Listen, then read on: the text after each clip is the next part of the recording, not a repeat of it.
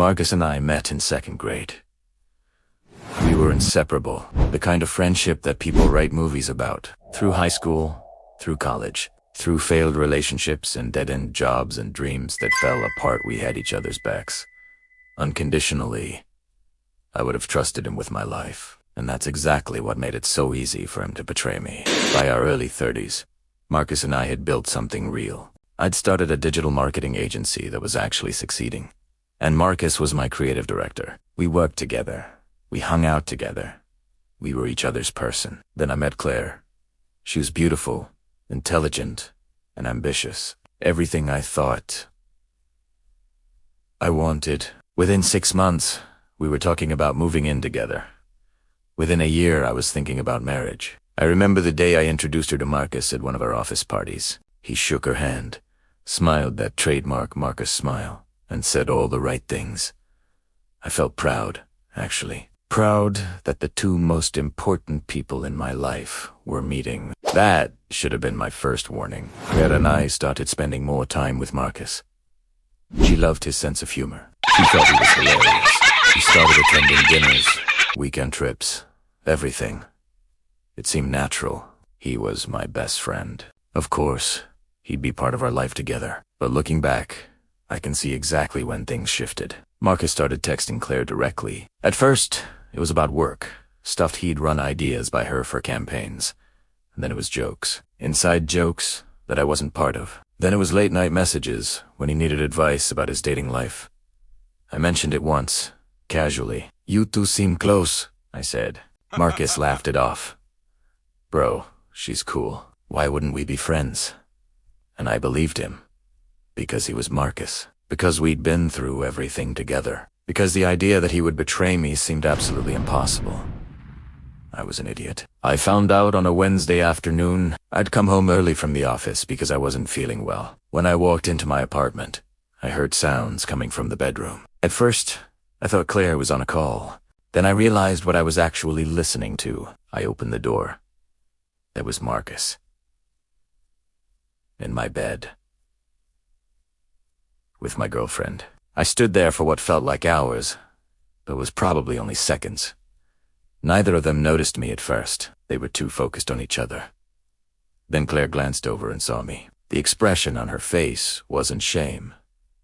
It was annoyance, like I'd interrupted her favorite TV show.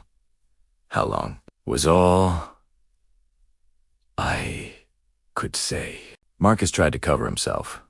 Claire just lay there. 3 months, she said. Like she was telling me the weather. 3 months.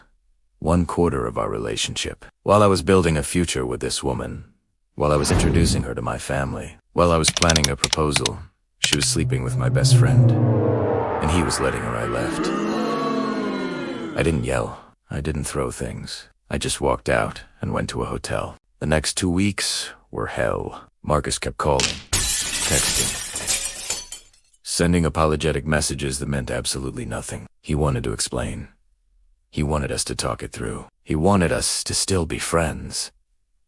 Claire sent a message saying she was sorry if I was hurt, but that things just happen and that I should be more understanding. Be more understanding. That's when something inside me shifted. Not anger. Not sadness. Something colder. Something focused. I realized that Marcus had stolen more than just my girlfriend. He'd stolen my trust. He'd stolen my history. He'd stolen the one relationship I thought was unbreakable. And he was going to pay for it. Here's what I knew. Marcus and I owned the marketing agency together. 50-50 split. But the business was mine in every way that mattered. I'd brought in all the major clients. I'd built the reputation. He was the creative guy. Sure. But he was replaceable. I also knew something about Marcus that nobody else did. Years ago, when he was broke and desperate, I'd loaned him $50,000 to help with a gambling debt. I'd never asked for it back. I'd never even brought it up.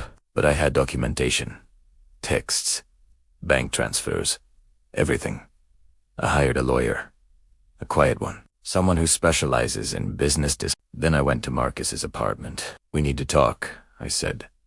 We sat in his living room, and I laid it out. I told him exactly what was going to happen. I was buying out his share of the company. I was paying him half of what it was worth. Not the full value, because of the betrayal clause I'd quietly added to our partnership agreement 6 years ago. A clause he'd never bothered to read. He was going to sign the papers. He was going to walk away. And if he didn't, I was calling in that $50,000 loan immediately. Wheat interest and suing him for emotional distress. "You can't do this," he said. "I already have," I replied. "Your lawyer will get the papers tomorrow morning."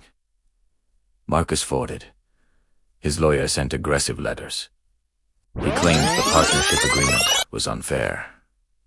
He said I was being vindictive. He was absolutely right. I was being vindictive, but I was also being legal. Within 3 months, Marcus had signed away his stake in the company for $180,000, half of what he should have gotten. He was also on the hook for the loan plus $15,000 in interest. He had to find a new job.